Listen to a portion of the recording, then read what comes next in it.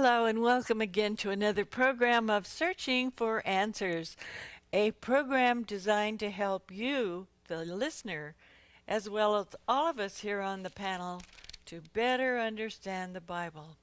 We would encourage you to get your Bibles and read along with us. We're in the New Testament and we're going to be reading from 2nd chapter in 1 Corinthians. On my right is Richard Rice, School of Religion, Loma Linda University. And John Jones, La Sierra University. Ivan Blazin, also School of Religion, Loma Linda University. Now, if everybody has turned to chapter 2 in 1 Corinthians, I hope you've found it by now. It's in the New Testament. We're going to have Rick Rice read to us a few verses, and then we'll discuss these verses. I'll read the first 5 verses. When I came to you, brothers and sisters, writes Paul, I did not come proclaiming the mystery of God to you in lofty words or wisdom, for I decided to know nothing among you except Jesus Christ and him crucified. And I came to you in weakness and in fear and in much trembling. My speech and my proclamation were not with plausible words of wisdom, but with a demonstration of the Spirit and of power, so that your faith might rest not on human wisdom, but on the power of God. All right. Ivan, can you Yeah. tell me what is this? Now, Paul wrote this, right? Yes, absolutely. Tell me, did he ever know Jesus? No, Paul did not know Jesus. But he was a disciple? Well, he became a disciple. Okay. He Or didn't an know apostle. the Jesus, in his lifetime, but he did meet Jesus, the resurrected Jesus, on the road to Yes. Damascus. And that's how he became an apostle. Oh, okay. He was commissioned by the risen Christ. All right. Yeah. All right. What do you think we're talking about here in chapter 2, the first 5 verses? Yeah. Well, in verse 1, I'll make a comment about verse 1. Okay. He says, I did not come proclaiming the mystery of God in lofty words and wisdom. The mystery of God. And in the Bible parlance, a mystery is something which was secret, but which is now revealed. It's like an open secret. Right over here in my Bible, the way it's outlined here, I can turn to the last verse of the book of Romans because it's just right there on the page. And if you look at the last, let's see. Yeah, let's start reading with verse 25, and you'll get the sense of the mystery. Romans Carolyn. 16. Yeah, 25. Okay, go ahead. Now to God, who is able to strengthen you according to my gospel and the proclamation of Jesus Christ, according to the revelation of the mystery that was kept secret for long ages, but is now disclosed.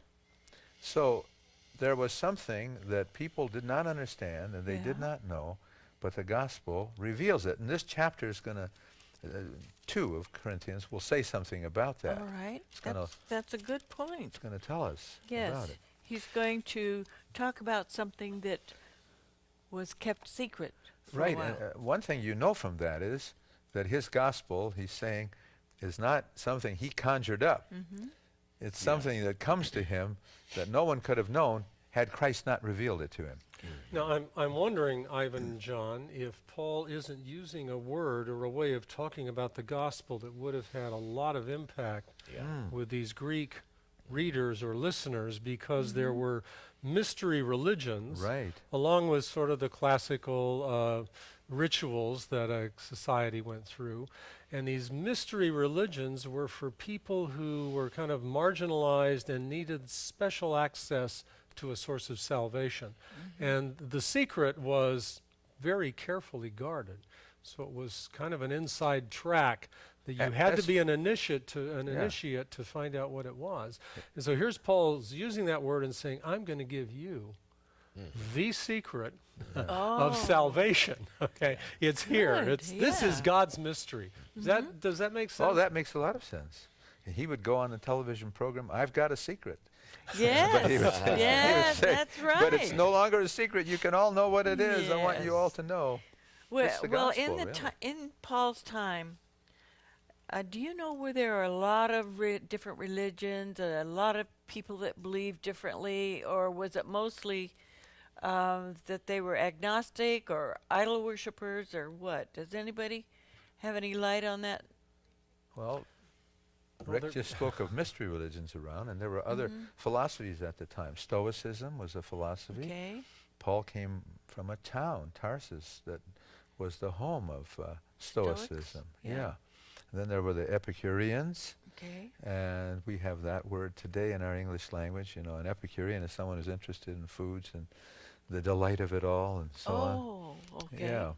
So there are a lot of things around, lots of things. And to some extent, there was perhaps competition among them, but in another sense, you could sort of pick any of these and among them and pursue whatever value you thought any of them had. So they were kind of democratic in a sense. You could be eclectic, right? Oh, yeah. You didn't have to Right. belong to one mystery religion. You could participate in several, and you could, imbibe whatever the philosophers were saying. It was sort of a smorgasbord of I ideas. see. Oh, You could join as many as you could afford. Oh, was that it? Okay. It was expensive. It was expensive. Okay. That's right. Of course, we need to remember that Corinth was not only a seaport, it was probably the busiest seaport in the whole Roman Empire Right. in Oh, the right. Mediterranean world. It was a happening place, and It was a real happening. you've got people, trading vessels and so forth going through there. Indeed, there had been an attempt already to build a canal through there that failed at the time. I think it exists today now in modern It's times. 4 miles long. 4 It's miles there. long. It was no small matter, and It so was solid rock, though. so it yes, was that fine. was a serious business. But the fact there was an attempt to do this is an expression of how central the traffic was there. Indeed, they would, without getting all detailed about this, sometimes they would offload cargo on one side of the isthmus, the peninsula, and drag it across and put Right. another ship, rather than sail down around. It was stormy, particularly Very in the winter. dangerous place. Yeah. Cape Where was Malea. this? In what country? Greece. Greece. Greece. Okay. Sometimes, if the vessels were light, they would actually drag the ship up and drag the ship across the land and Yeah. water on the other side. But the point is that you've got sailors then from all over the place, and everybody, superstitious as they all were, needed a shrine, a temple, an altar, something in their particular little tradition, wherever they might be from, where they could go, give thanks for your safe journey thus far, offer prayers and make vows and promises for safety continued in the future voyage that they were about to take. And so all of that superstition played into a very rich mishmash of religions there. Well, someone has described it as a Piccadilly circus. And so it was. Yes, it was quite a marketplace of Yeah, ideas right. and something of some sideshows along the way. Indeed, later on, after the New Testament period, a couple centuries, the expression arose. It was built on the name of this city, to Corinthianize, meant to, on the one hand, dabble in all kinds of religious temples and so forth, but it also isn't meant all. but at the same time, we need to remember that some of these temples engaged in a good deal of temple prostitution. Yeah. It was, after all, a seaport. Well- And you can figure that out for yourself. So Corinthianzesthai was to live a rather dissolute life while dabbling in all kinds of philosophical smorgasbord. There Now, was an old- how did God look on this? There's people, evidently he they sent were Paul, searching. didn't They were searching, Yeah. so Sure. and they were doing all sorts of things that didn't make sense. It didn't. They were searching, I guess, trying. Well, to remember, it was find- also an important town in Greek culture. Yeah. Very. See? Very. And so, Paul, that's part of the issue is whether these Corinthians, with all of that variegatedness that you spoke of, whether they will hold to the gospel that they came to believe from Paul, or whether the culture around them Yeah. will dilute that gospel and alter it. And to some extent, it really did. And we'll see examples of this as we go Okay. through the book.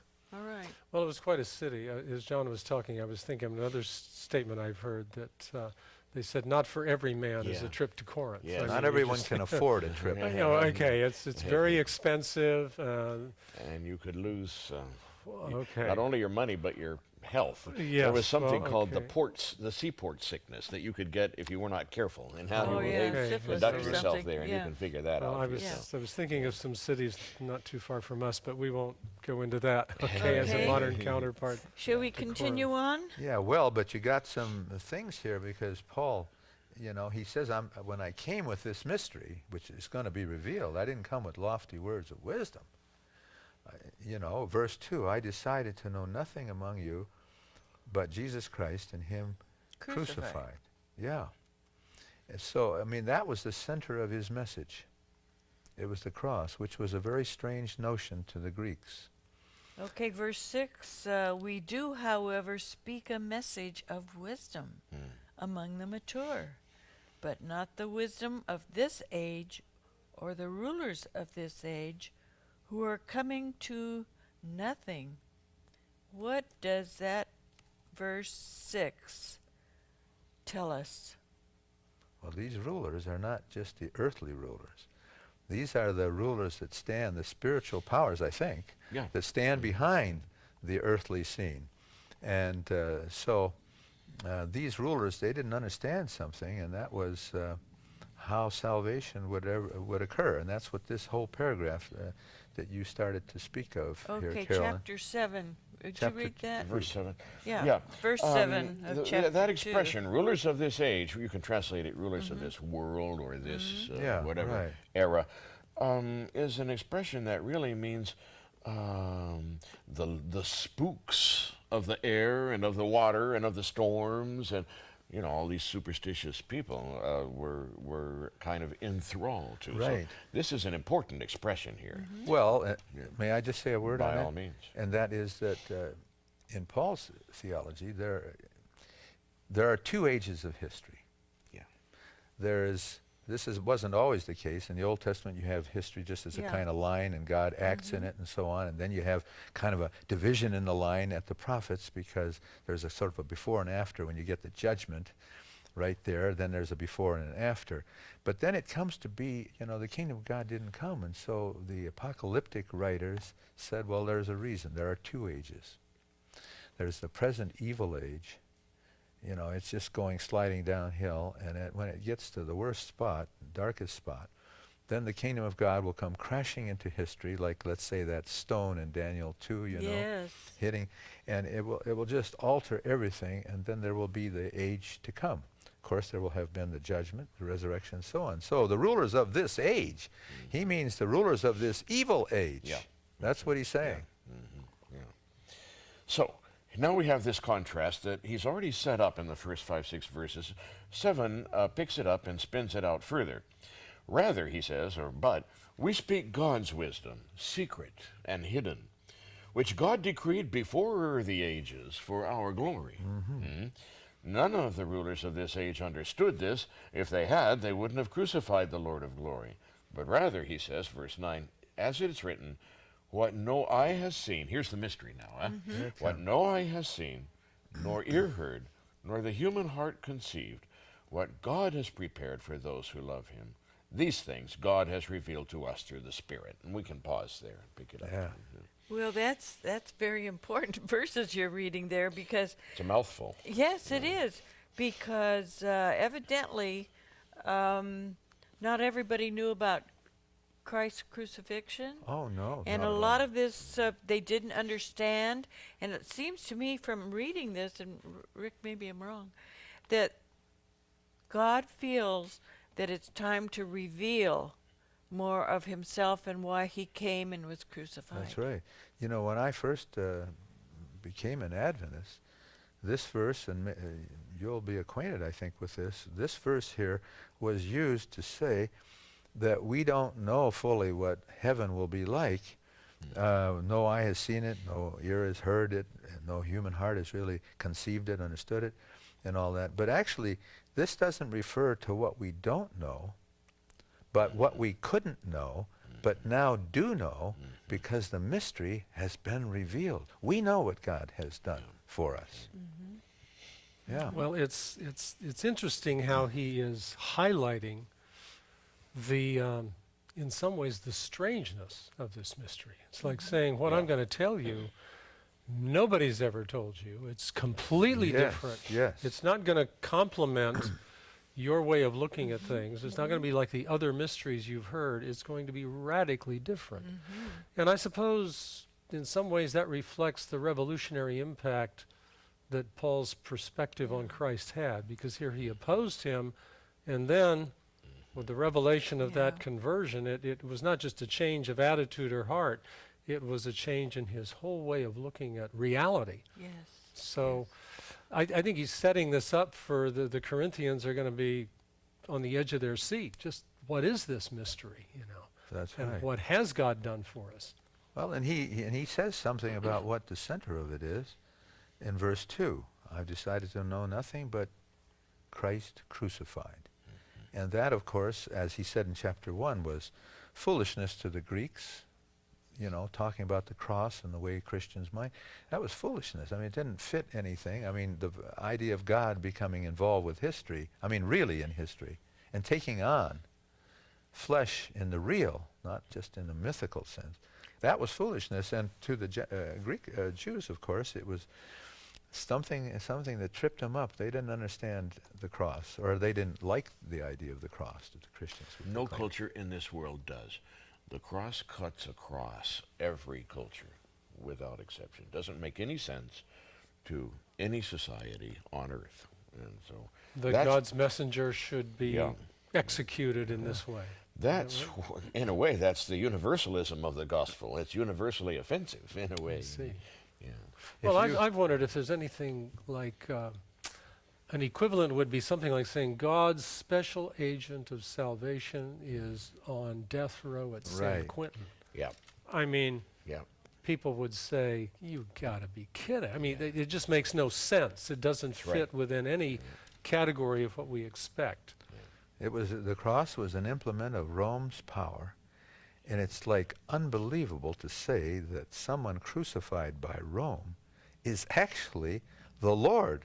Rome might locate the Lord in Rome with Caesar, Yeah. but not with a fellow that they executed on a cross. Well, and this verse says, no eye has seen, no ear has heard, Right. no mind has conceived what God has prepared for those who love him.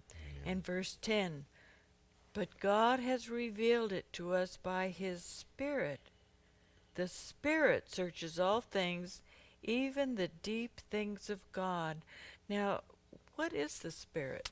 What's he Yeah, Rick. What's he talking about From there? this point on, the language becomes challenging, I Yeah. think, Well, because As you- we've got God's spirit, human spirit. The man's Things have to spirit, be yeah. spiritually discerned. Shall we read those verses? Sure, and go then ahead. Yeah, Please let's do. hear it. right after the statement we've looked at about God preparing these things for those who love him. And the verse you read, for the Spirit searches everything, even the depths of God. For what human being knows what is truly human except the human spirit that is within? So also no one comprehends what is truly God's except the Spirit of God. Now we've received not the spirit of the world, but the Spirit that is from God, so that we may understand the gifts bestowed on us by God. And we speak of these things in words not taught by human wisdom, but taught by the Spirit, interesting spiritual things to those who are spiritual.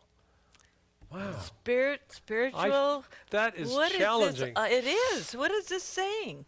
Well, the Holy Spirit knows God. Why doesn't it just say God revealed it? It says God's Spirit. Yeah, well, Go ahead. Well, I think he's moving toward the need for a special connection. It's not something you're going to figure out on your own. It's something that's going to require a connection between you and God on the deepest level of human existence. So spirit, life, the New Testament scholars will have to help us here, but I think there are no capital letters here Right. in the Greek. So spirit in each case is lowercase, am I right? So we've got human spirit, God's spirit. That's the point of connection, but Mine obviously is there's some difference. capitalized. It is in English, but it Yeah. wasn't in Greek, right? Okay. Well, they were all capitalized at one point. Well, okay. Everything was capitalized. All right, either all or none. Yeah. Okay. So you don't have that distinction to work with. Yes, Yeah. that's right. So, But why does if these people didn't know much about Jesus, and Paul is here to reveal them, why does he speak so much about the Spirit? maybe they knew something about that. I was wondering. Maybe that appealed to their way of looking at things. I What do you wondered the think? same thing. That may very well be. But I think it's also his device for saying, folks, what I've got to tell you isn't going to make a bit of sense to you in your own way of thinking. That's what I think. So yeah. be a little patient with this and give the Spirit a chance to illumine rather than simply rationally explain. Well, in verse 11, though, he says, what human being knows, for what human being knows what is truly human except the human spirit within? I mean, you understand yourself because you've got depths in you. Well, the understanding of God is based on his spirit. He has a spirit too. The spirit of the world, what's that? The Well, the 12. perspective, 12. the perspective of common, ordinary human life, based upon logic, which was a big deal for these people. We have not received the spirit of the world, but the Spirit who is from God. Carolyn. I think you said it right. These people evidently depended on certain idol worship, certain things that maybe the God's Spirit and so forth, maybe that appealed to them. Do you But think? we even have a word in English. Zeitgeist. It's a German word, Zeit. The Zeitgeist is referring to the way people look at things at a certain time. Yeah. Zeit is time, Geist is the spirit, time spirit. So we use it ourselves. Well, we use spirit in a very interesting way. We'll talk about the spirit of the age, the sort of the general attitude. We'll Yeah. talk about school spirit, Yeah. whether there's a kind of a common Yes, that's enthusiasm that true. students have. We'll talk about team spirit as far as an athletic team is concerned. So it seems to, well, it's like attitude or disposition, but it goes beyond that. It's It can almost be deeper like dimension. could almost be a kind of personification. You know, in other words, when you get to certain cities, you just sense. Some of us were not long ago at San Francisco, and there's a certain atmosphere that different cities have, and you just kind of participate in it when you're there. Well, remember, Paul said a little earlier that my gospel came. This is in verse 4. Let's see, is it verse 4? Verse 4, my gospel came not with plausible words of wisdom, but with a demonstration of the Spirit and power. See? I've got it. The Spirit is associated with power. Well, the Spirit is a source of life, isn't it? So That's it is right. the life-giving power. In Yeah. one sense, their view was the Spirit. Is this true of the Greek word behind spirit, that it was also used for the life-giving force within a person, Oh, yeah. for the breath? Oh, yeah. Life. And often, too, the Spirit would be used for this immortal entity the Greeks could use that dwells within, Do you that think is Paul released. is appealing to that as well? I'm talking to the real inner person now. Yeah. Okay. Paul, do you know that Paul talks that way in one place himself? I just thought of it here in the book of Romans in the first chapter. Look at this. Okay, And it's, Romans 1. One verse. I'll read just two verses. Which verse? Verse 8 and 9. Okay, first First, I I think. thank my God through Jesus Christ for all of you, because your faith is proclaimed throughout the world. For God, whom I serve with my spirit by announcing the gospel of his Son, that's like his inner self, his deepest self. His connection with the gospel is not superficial. It is based on the depths of it all. Yeah. Okay. So he's talking about the innermost, most important aspect of human life. That's right. Saying that's where you have to go to discern what God is talking about, because God's Spirit is moving.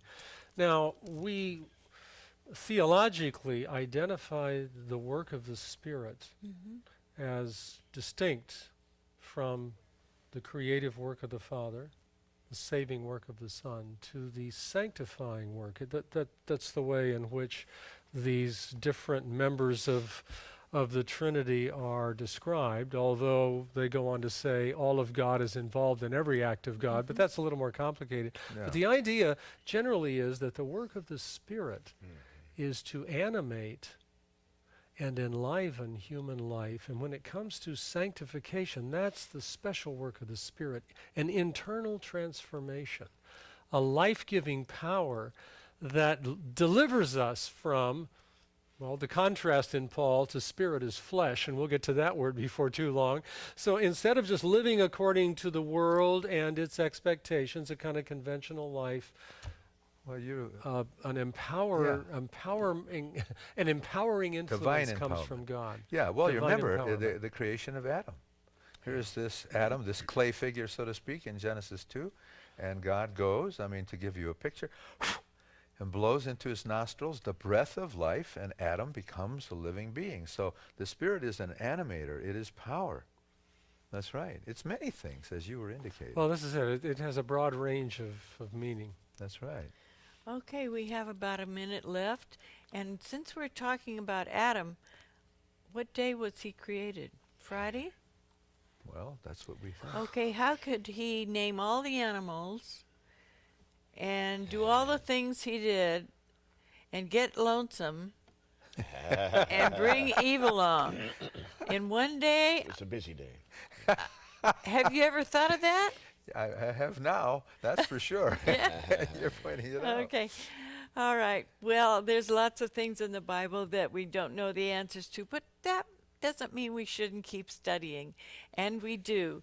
So in our next segment, we're going to go on to chapter 3 in the book of 1 Corinthians, chapter 3. Yeah, well, we even have some from verse 14 of chapter 2 on to do yet. Yes, we do.